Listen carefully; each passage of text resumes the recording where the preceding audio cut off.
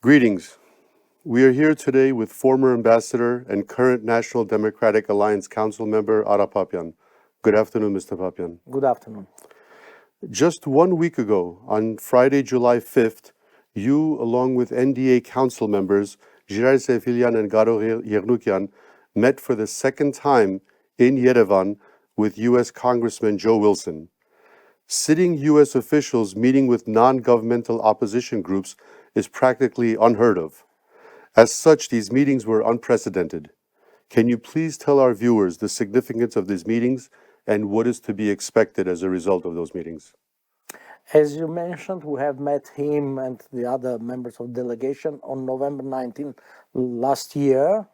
And it's very important to have the second meeting because we have the possibility to compare the situation in Armenia. At that time, we were telling him that actually Pashinyan is fooling West. He will not go to West. He will not take any significant steps. He will just speak. Too many words, no deeds. And actually, we compared and said, you see, what we predicted, we're right in our prediction. Because what doing Pashinyan and his regime, he is speaking about moving to West, but not taking any steps. The same happened with this delegation. He was telling everyone that in Armenia, the Armenian people are satisfied of his rule. People do agree with his policy. We have really growth of economy and so on. It is not right. I have written my talking points as a former diplomat. Usually I use these points speaking. First, we mentioned that the situation has worsened in terms of democratic situation. Let's take an example. On June 12, 32 hand grenades Zayar-3 were used against peaceful demonstrators.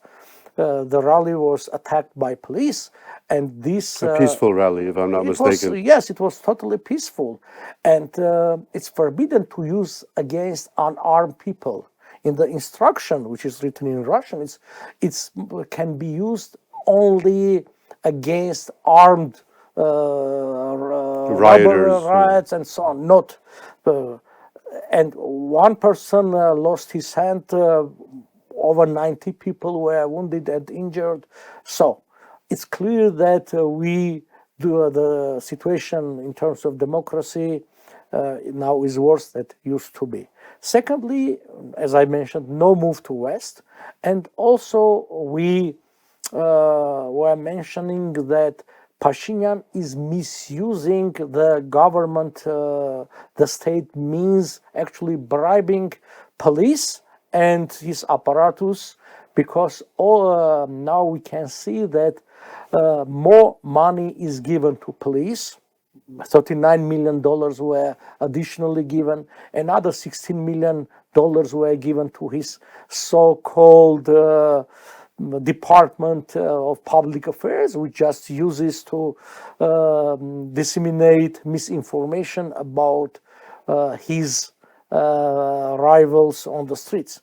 So the significance of the meeting is to tell the real situation about Armenia and what's going on. It's clear that National Democratic Alliance was and is the largest pro-Western party movement on the ground.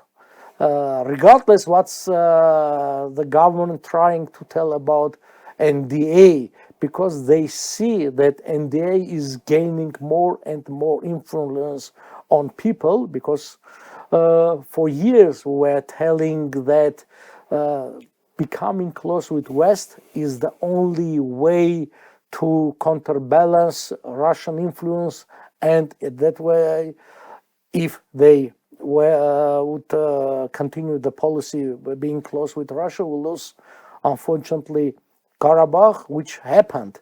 For a time being, we lost Karabakh, but I'm sure it's temporary. But anyway, they have to really go with real policy, not just doing this national, as they civil, what they called քաղաքացիական պայմանագիր, Civil contract. Yeah, civil contract, something foolish thing, because not even a single promise they actually implemented within these 6 years. And how receptive was the congressman or other members in the delegation, whether in the meeting in November or now? Did you see a difference in their attitudes? Both times they were very receptive. This time Mr. Joe Wilson has a new aide, new assistant with him, and interestingly, when he saw on the reverse side of my business card the famous poster from 1947, Woodrow Wilson mentioned this belongs to Armenia, and he asked, do you have, this was the question of the assistant, any territorial claims against Turkey? I said, no, we do not have. We're just asking the arbitral award, the legal document, to be implemented. It's your documents. It's not Armenian documents. This is, you have legal claims. Yeah, you have legal claims, not Armenia. This shows we have to, in a way, educate each time these younger generations who actually define the policy, because you know, congressmen, senators, they are very important, but you have to work with their staff. And the staff is changing very rapidly each time. Each year they have actually new people there. So they are receptive. We also provided with some information, as well written information, and we'll work with them, with our supporters and lobbyists in Washington, as we used to do. Speaking of lobbyists, I know that NDA has recently retained Moran Global Strategies, a lobbying group in Washington. Prior to that, NDA was using the Livingston Group. Why the change? Actually, we, in a way, extended our capacity there, because Mr. Elias Kerasulas, who used to work with Livingston Group, now mainly he will be with Moran Global Strategies, but our contacts with Livingston Group will remain. From time to time they will support as well, but the main shift is to Moran Group. Why it's done? It's mainly because of Mr. Gerasulas. He will be there, because we have to be thankful to him, because he has put his efforts and time in this our common fight. We can feel, and we have the results, that he is not working as just a lobbyist. He has this idea supporting of Armenian people and Armenians. This is very important, with his advice, with the connections. So we hope that Moran Group, with the Moran Group, we will have more results, especially this year. It's the year of the elections, presidential elections, and the influence of ethnic groups will be increased within these months, especially in September and October before the elections, and we'll try to use this opportunity to pass our ideas to wider range of policymakers and policy shapers in Washington. Understood. Also, if I'm not mistaken, Bob Livingston was a long-standing Republican dating back to the Reagan era, if not earlier, whereas Congressman Moran is a Democrat. Does that play any part? Not so much, but we're trying to have this contact with both parties. Let's say Mr. Joe Wilson, he's a Republican and very influential. Probably if Republicans will win, he will become the head of Foreign Affairs Committee in Congress. So we have the contacts both with Democrats and with Republicans. These delegations, which was in Armenia a week or so ago, it was a bipartisan group. They were 7 members of senators and congressmen. 4 of them were from Republican Party, 3 Democratic Party. This shows the growing interest of United States towards South Caucasus, but also we do understand that, as I mentioned, that during the year of the elections, it's very important them to maintain closer contact with ethnic groups, and Armenian community has a really significant, maybe decisive role, at least in 2 or 3 states, and especially these swing states, and it's the competition is very tough, and maybe even couple of thousand votes will make some differences regarding the whole country election outcome. Yeah. Okay, so you've said, and we know the strong ties that NDA has established in Washington through its own resources and, of course, through its lobbying efforts. We've also seen great support for NDA's vision of what Armenia should be in the form of public congressional hearings, as well as one-on-one meetings that you yourself have partaken in with sitting U.S. government officials. However, on the other side, we have also witnessed less than friendly approach from the U.S. Embassy in Yerevan, from Assistant Secretary O'Brien, and even Secretary Blinken. How would you explain this contradiction? You see, usually diplomats, they are sugarcoating the situation. Especially here in Yerevan, U.S. Embassy, since 2018, when Nicole came to power, they presented him as a real Democrat, as a person who will move the country to West. And so now it's very hard to them actually to accept that they were fooled by Nicole, as many of us. We believed, because he was so strongly speaking about that fighting the corruption.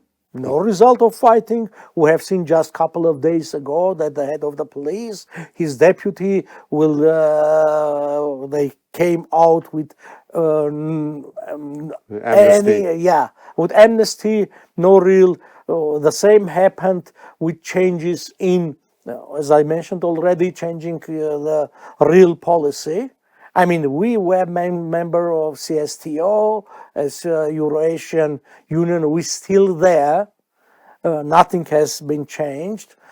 Even people say, okay, we'll get out from CSTO within a couple of months. And so I was saying, okay, we are speaking about getting out during this all 6 years as Nikol Pashinyan is in the power. So unfortunately, United States Embassy here, they first, they want to show that they have very positive results working with state, which is wrong. Because first they have to mainly to work not with authorities, but with the people. And by the way, we mentioned to Congressman Wilson, to others, that the diplomats have to use support, not supporting Armenian government, the expression, but the expression supporting of people of Armenia. This is reality, because we, the people of Armenia, are the real authority according to the Constitution, according to international law. As in U.S. Constitution, we, the people of the United States. I mean, when speaking about government, people are the government. Also, what is doing Pashinyan is it makes less headache for the United States, because when we say that we do not accept the administrative borders, because it's wrong, totally wrong. It's a result, it's an outcome of a crime, of a political deal between Soviet Russia, Stalin, and Kemal Atatürk. So we are for the delimitation and demarcation with Azerbaijan. We are for the peace agreement. But before doing that, we have to clarify the legal basis. So to do, we have to go to International Court of Justice to present the evidences, the documents, and see what is the basis. So it's a bit headache for the United States as well, because it's open so many additional work, so many extra work for them. For them. But it's easier. Pashinyan said, okay, I do agree if Azerbaijan wants 4 villages, it's a unilateral concession of the villages. It's when some people say, and Pashinyan, that it's delimitation, not delimitation. According to Armenian law on state borders, the delimitation can be based only on the law or on international treaty. There is no international treaty, by the way. I'm sure that Aliyev will not sign any peace treaty with Armenia. And now, he's each time putting forward new and new claims against Armenia. Territorial claims, the demands changing the constitution. Now they speak about Western Azerbaijan, about 300,000 Azerbaijani Turks, they have to come back to Armenia. Even they received the compensation when they moved out from Soviet Armenia. And they want to have some friendly country forces in Armenia to preserve the safety of their citizens, which is foolish things. Unfortunately, U.S. Embassy underlines only the possibilities and the vision that this policy of Pashinyan will bring peace. This will not bring peace. Even peace treaty does not mean that it's peace.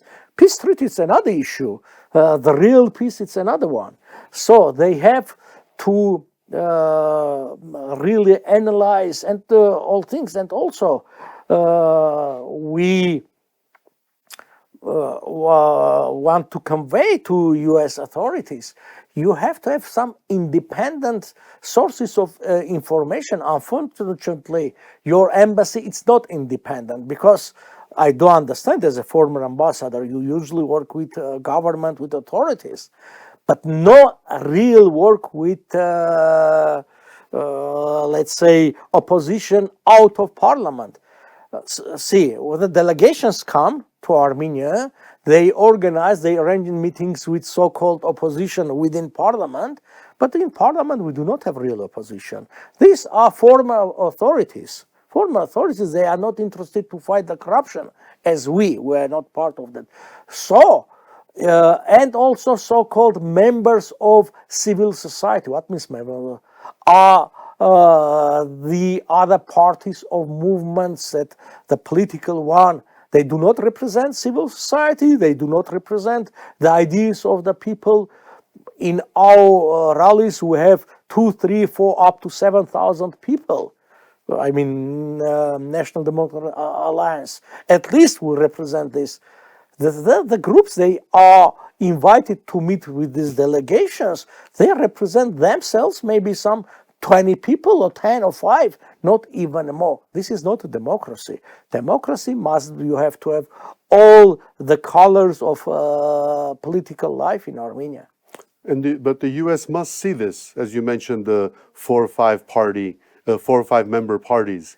Does the U.S. not see them versus NDA's thousands? No, you see, but it's convenient for them.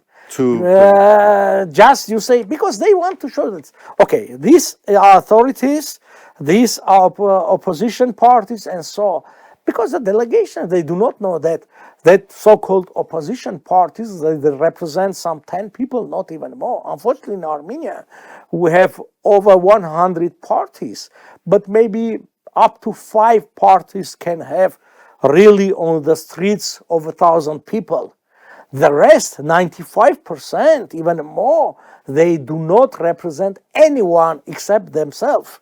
I mean, 5 people, not even more.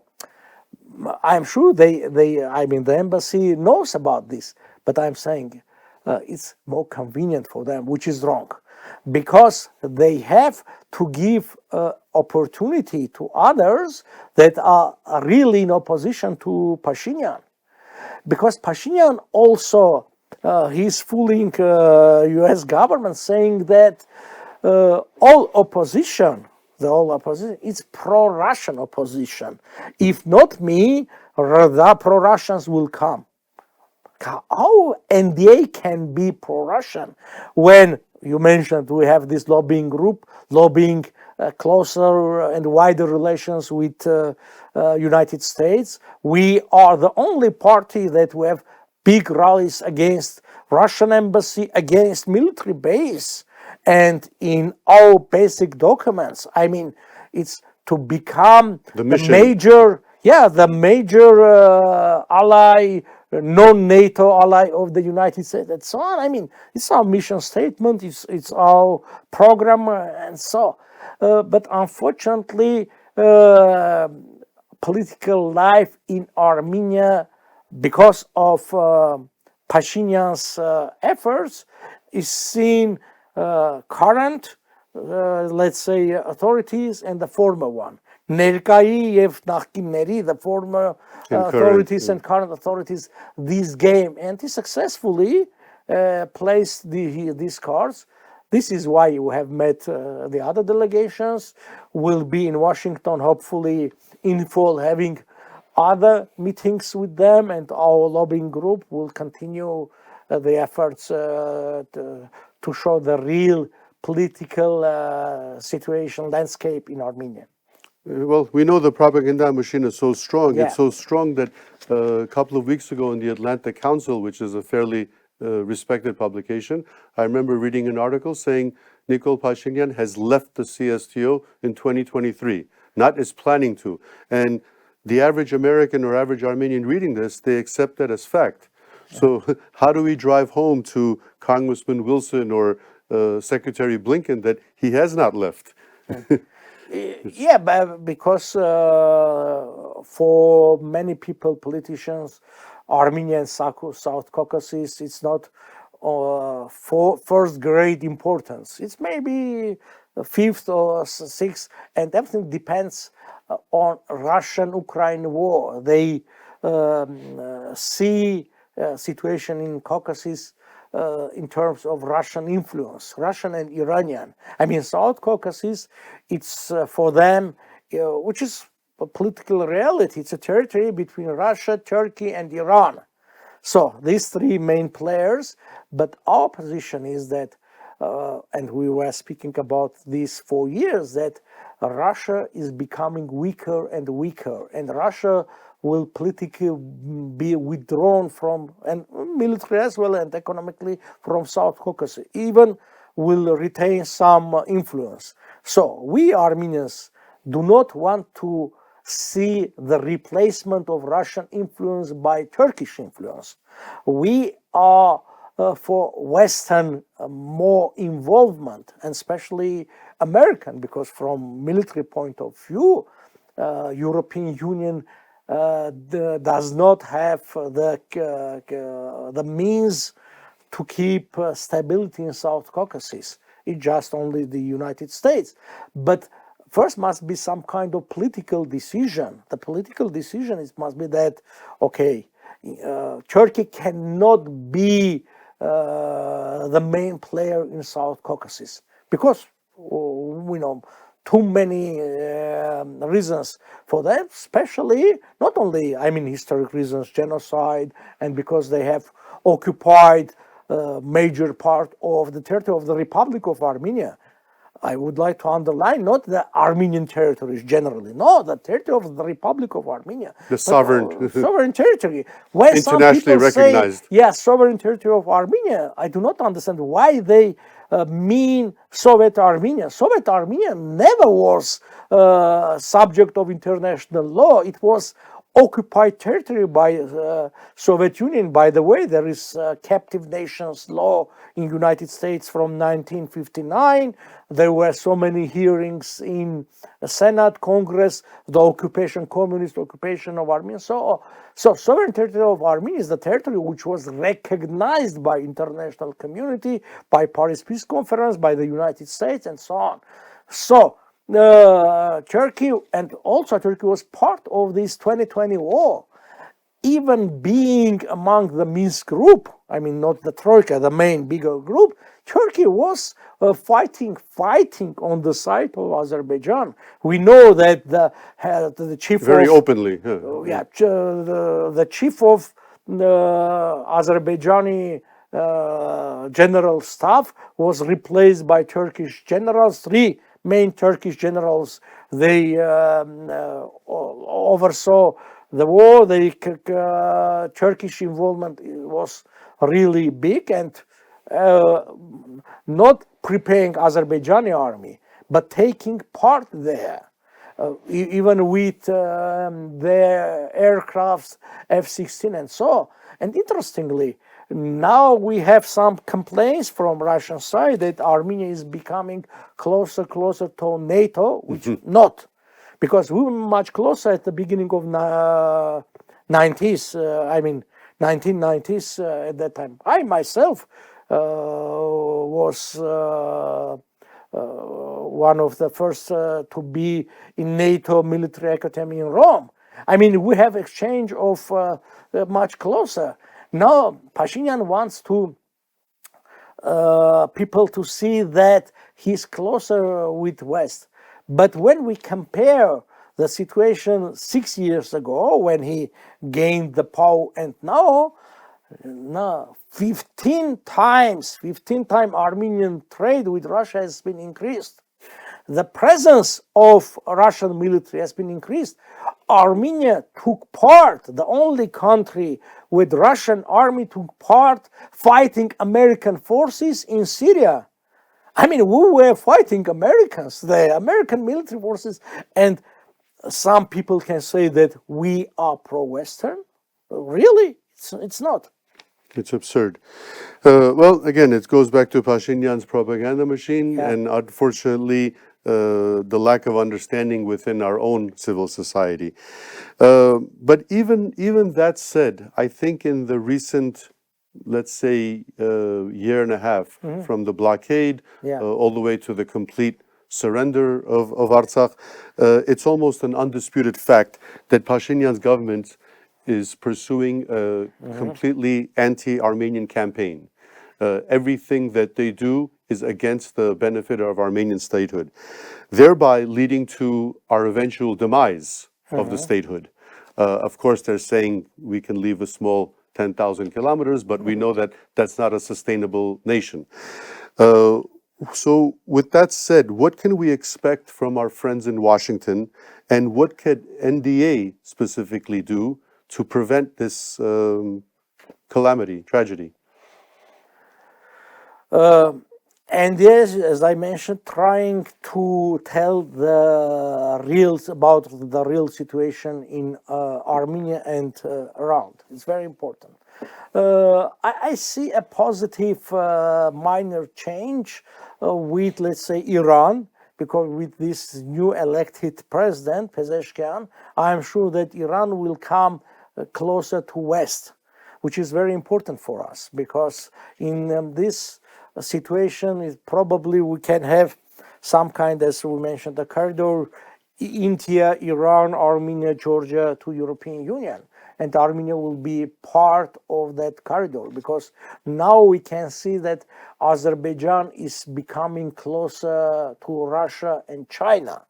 First of all, they signed in Astana a declaration, Azerbaijani-Chinese declaration. And also, just a couple of days ago, they spoke about becoming part of BRICS, this Brazil, Russia, and so this another organization, which is anti-American. So this must be considered from American side that they all the calculations to have Azerbaijan under their, in a way, control or on their side, it's not right. So because of this, I see now there is some tension between Turkey and Azerbaijan, because Turkey is part of, let's say, the Western game, because Turkey was saying to West that I will control, support Azerbaijan, and through this we'll have Azerbaijan on our side, which was a miscalculation. What we can do first, what we are doing for years and trying to explain to people in Armenia. People in Armenia must understand that during these 6 years of Pashinyan race, nothing was done positively. They were speaking about so many projects but nothing was implemented completely. They took a couple of steps, but they didn't complete this. We do not have any real changes in our policy. So if Pashinyan will continue doing the same situation, the outcome will be the same, unfortunately. So West must support on the ground, and it must be real support to people of Armenia and to the, let's say, groups. They see the future of Armenia with West. Otherwise, the situation is that pro-Russian groups, they are receiving support from Russia, strong support. At least you can also see that there are so many Russian TV stations in Armenia, and the main foreign language in Armenia, unfortunately, until now is Russian, and people are under Russian propaganda. Because of this, they are, in a way, anti-Western, anti-American. I'm surprised when I ask Armenian people, why you are anti-American? What wrong has America done to Armenia? They cannot mention anything, but because they were told for so many years that NATO, America is our enemy. Why is our enemy? Or they are told that NATO is Turkey and Turkey is our enemy, so therefore, NATO is no, Turkey is member of NATO, but does not mean that NATO is Turkey. Greece is also Greece a member also, yeah, France also. And so we need more tangible support on the ground in terms of, information, in terms of diplomatic support. Let's see, let's take an example.